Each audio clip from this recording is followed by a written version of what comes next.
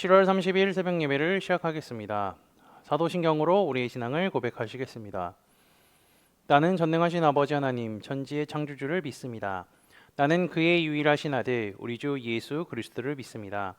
그는 성령으로 잉태되어 동정녀 마리아에게서 나시고 본디오 빌라도에게 고난을 받아 십자가에 못 박혀 죽으시고 장사된 지 사흘 만에 죽은 자 가운데서 다시 살아나셨으며 하늘에 오르시어 전능하신 아버지 하나님 우편에 앉아 계시다가 거기로부터 살아있는 자와 죽은 자를 심판하러 오십니다. 나는 성령을 믿으며 거룩한 공교회와 성도의 교제와 죄를 용서받는 것과 몸의 부활과 영생을 믿습니다. 아멘.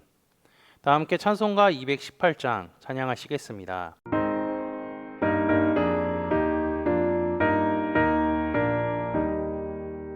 내 맘과 정성을 다하여서 주 너의 하나님을 사랑하라. 내 몸을 아끼고 사랑하듯 형제와 이웃을 사랑하라. 주께서 우리에게 명하시니 그 명령 따라서 살아가리.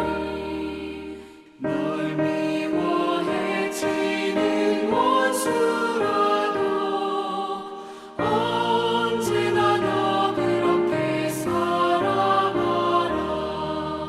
널 핍박하는 자 위에서도 신실한 마음으로 복을 빌라. 주께서 우리에게 명하시니 그 명령 따라서 살아가리.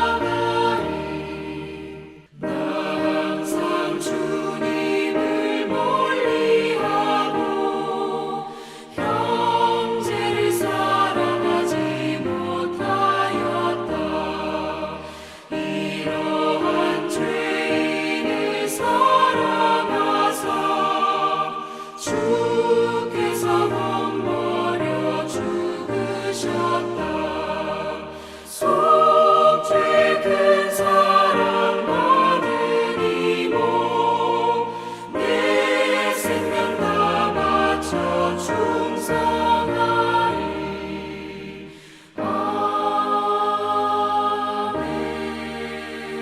아멘. 오늘 우리에게 주시는 하나님의 말씀은 디모데전서 1장 3절에서 11절까지입니다.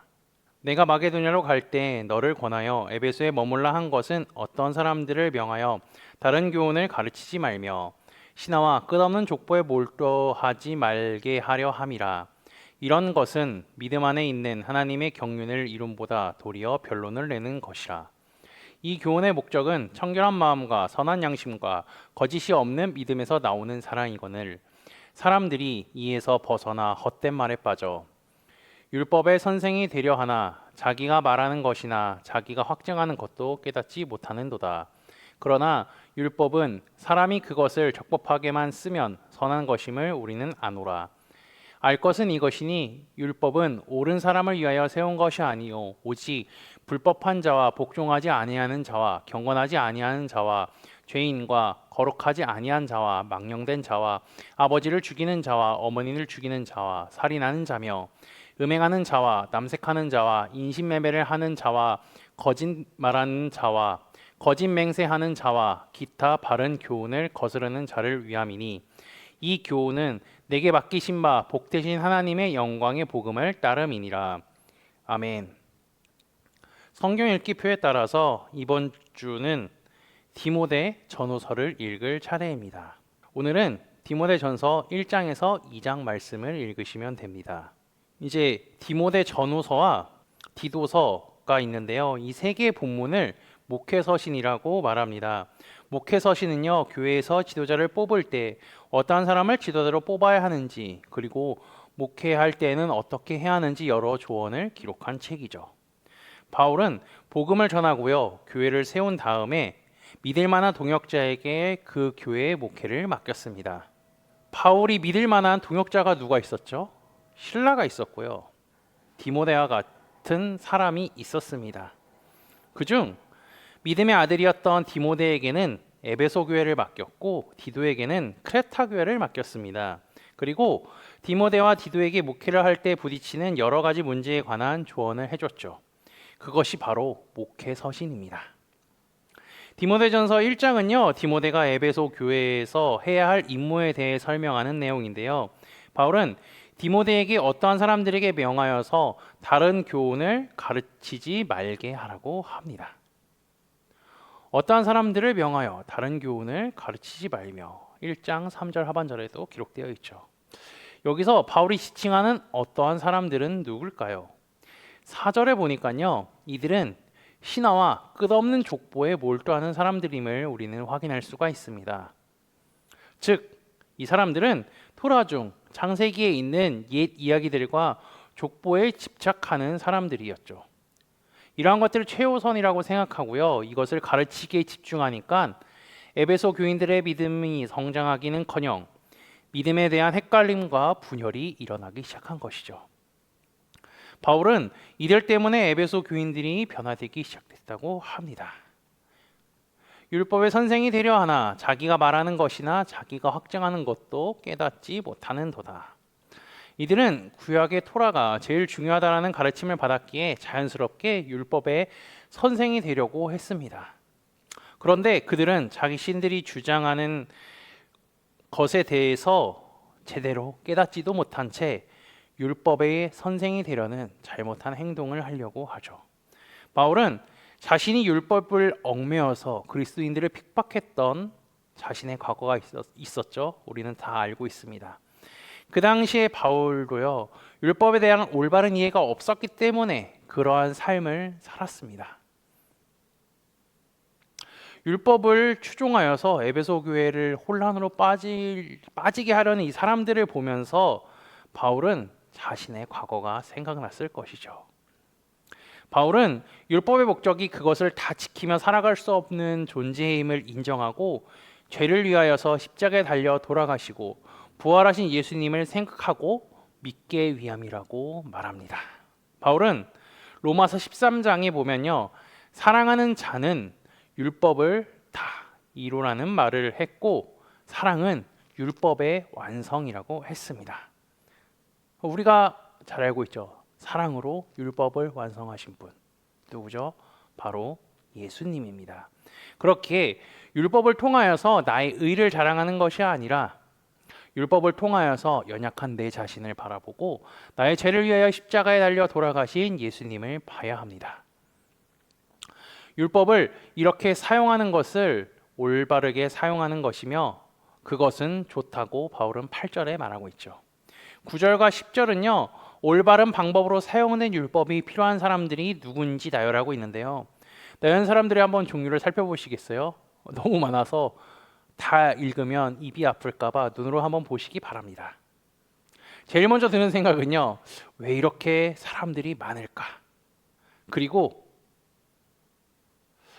한 가지 더 드는 생각은 과연 이것에 들지 않는 사람이 있을까?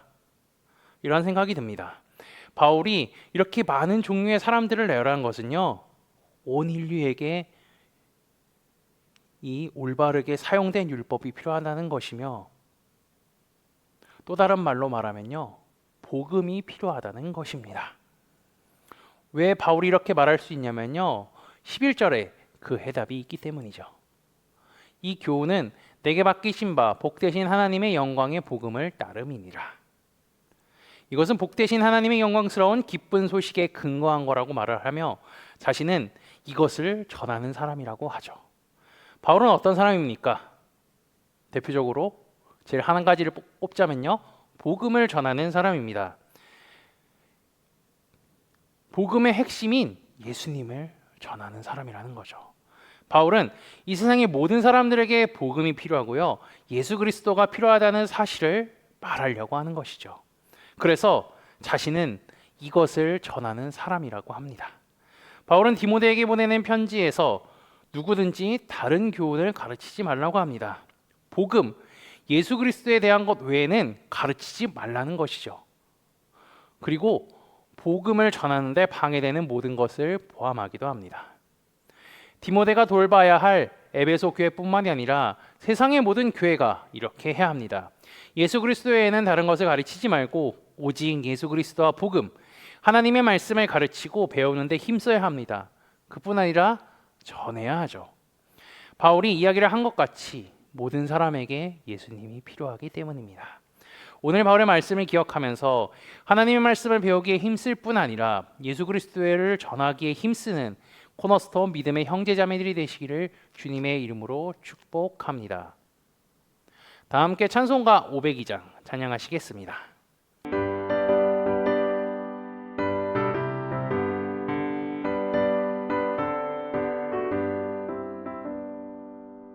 빛의 사자들이여 어서 가서 어둠을 물리치고 주의 진리 모르는 백성에게 복음의 빛 비춰라.